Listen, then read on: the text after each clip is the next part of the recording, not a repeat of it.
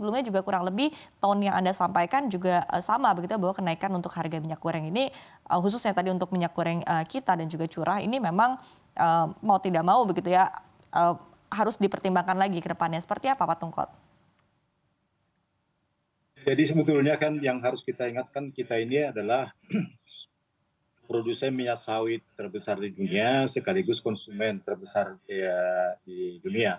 Jadi untuk menghadapi kondisi yang demikian, memang kita harus punya strategi yang berbeda dengan negara lain dan juga mungkin kita bisa belajar dari pengalaman kita.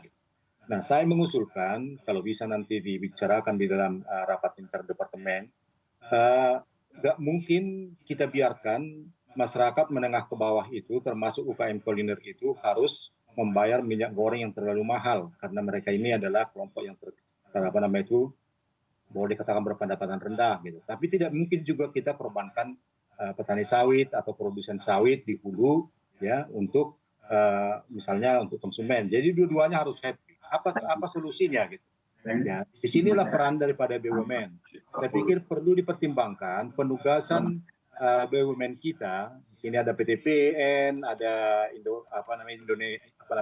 Food, ada Bulog untuk menyediakan minyak goreng untuk kelompok menengah, untuk kelompok sasaran yang tadi disampaikan oleh Pak Bambang tadi itu, ya UKM, kuliner dan juga yang berpendapatan rendah. Itu kan kira-kira sekitar 2.500 sampai 2,5 juta ton sampai 3 juta ton per tahun gitu ya, atau sekitar 200-an ribu ton per bulan. Nah, PTPN kan sudah punya pabrik minyak goreng, jadi mereka ditugaskan untuk menyediakan minyak goreng curah kepada masyarakat, ya minyak kita maksud saya, yang dengan harga HET yang ditetapkan pemerintah. Nah, sementara tetapi supaya PTPN bisa hidup, selisih antara harga ekspor dengan harga HET yang ditentukan pemerintah itu dibayar dari dana sawit yang ada di BPDKN. Nah, yang sehingga produsen swasta yang mau ekspor sebesar-besarnya ke luar negeri untuk menghasilkan devisa ya silahkan gitu kan, tapi asal bayar levy untuk bisa mensubsidi, cross subsidi kepada masyarakat kita yang memang membutuhkan minyak goreng. Jadi dengan cara seperti itu konsumen happy, produsen juga tidak dikorbankan dan juga devisa kita dapat. Nah, saya pikir itu akan lebih baik daripada kita memperdebatkan headnya dinaikkan atau tidak gitu. Nanti itu kan tidak mungkin, kalau head naik pasti konsumen domestik teriak, kalau headnya diturunkan ini produsen sawit akan teriak gitu kan, seperti itu. Jadi penugasan BUMN itu menjadi sangat vital menurut saya sampai sekarang ini. Oke, baik. Artinya kurang lebih sebetulnya mirip seperti subsidi dan kompensasi di bidang energi begitu ya. Hanya saja tadi yang akan melakukan pembayaran adalah dari BPDPKS begitu ya Pak Tungkot ya. Kurang lebih seperti itu. Oke, baik.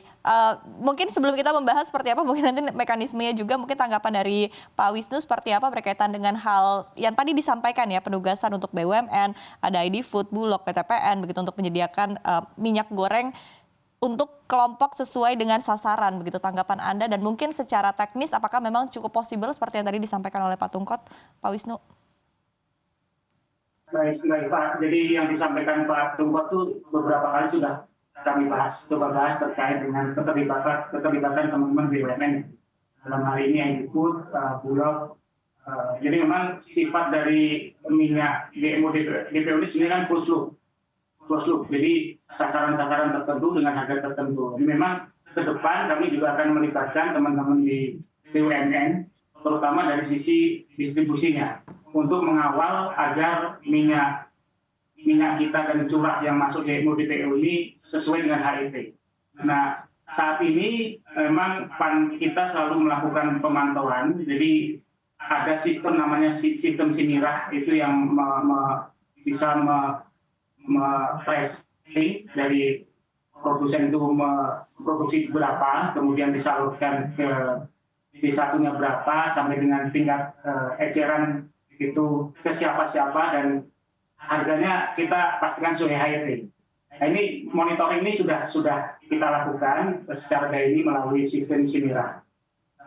Kemudian mungkin yang menjadi concern lagi, memang salah satu alasan kenapa HET ini perlu direview Karena kita lihat sekarang dari sisi jadi kalau DMO ini ada targetnya Mbak Eva. Jadi sebulan itu adalah 300.000 ton. Nah 300.000 ton kita lihat kita evaluasi dari bulan Januari, terutama dari awal tahun ini sampai dengan saat ini, realisasi DMO ini ada pergerakan, ada tren menurun lah. Karena ini kan DMO ini relate dengan ekspor. Jadi sangat terkait dengan ekspor. Sementara kondisi ekspor kita juga sedang agak lesu. Jadi DMO-nya pun akan terpengaruh. Kalau kita lihat di bulan Januari sampai dengan saat ini angka DMO itu makin menurun. Tapi yang menjadi sisi positifnya adalah keberadaan daripada atau ketersediaan produksi dari minyak kita oleh teman-teman produsen ini masih tetap stabil. Makanya di pasar sekarang tidak ada terkait isu kelangkaan daripada minyak kita. Hampir semua pasar ada, tapi memang poin catatannya adalah harga itu di atas HET yang telah ditetapkan 14.000. Ini terus kita evaluasi dan tentunya keterlibatan BUMN tadi juga kita pertimbangkan, masukan dari Pak Tumpak tadi kita akan pertimbangkan dalam kebijakan yang akan kita ambil untuk selanjutnya. Gitu, Oke. Komunikasi dengan BUMN apakah sudah dilakukan juga dan sejauh ini respon dari pihak BUMN juga seperti apa Pak Wisnu? Ya, selama ini kan kita juga bersama dengan teman-teman Bulog juga, ID Food juga untuk mereka itu menjadi penyalur atau D1 daripada teman-teman produsen yang memproduksi minyak kita yang masuk dalam program DMO. Jadi sejauh ini kita sudah melakukan koordinasi dan kolaborasi dengan teman-teman BUMN. Seperti itu. Oke, baik. Nanti kita akan lihat ya seperti apa mungkin jauh update-nya ke depan. Kemudian tadi saya juga akan menanyakan begitu berkaitan dengan tadi jika HET ini betul-betul dinaikkan begitu ya, sudah ada keputusan resminya dan ini juga tentu akan direspon langsung oleh masyarakat begitu. Seperti apa mungkin tanggapan Anda dan di satu sisi juga mungkin evaluasi juga berkaitan dengan daya beli masyarakat sejauh ini seperti apa Pak Wisnu? Baik, terkait dengan daya beli masyarakat ya. Kita pemerintah setiap hari Senin melakukan rapat inflasi yang dipimpin langsung oleh Bapak Menteri Dalam Negeri, melibatkan semua kementerian lembaga, juga melibatkan seluruh pemerintah daerah. Dan kami terus memonitor pergerakan harga, terutama minyak kita dan minyak curah di seluruh wilayah Indonesia. Sampai saat ini memang masih terpantau ketersediaan oke, kemudian secara harga juga masih relatif oke, dan secara andil inflasi memang di bulan lalu atau bulan April ya, itu minyak goreng memberikan andil inflasi 0,01. Nah, ini tentunya karena kemarin memang ada tren pergerakan daripada harga minyak, terutama yang curah karena kenaikan harga CPO. Tentunya terkait dengan daya beli masyarakat tetap kita menjadi pertimbangan. Nah, kalau kita lihat andil inflasi minyak goreng terhadap pangan, terhadap volatile food itu 1,3% kurang lebih.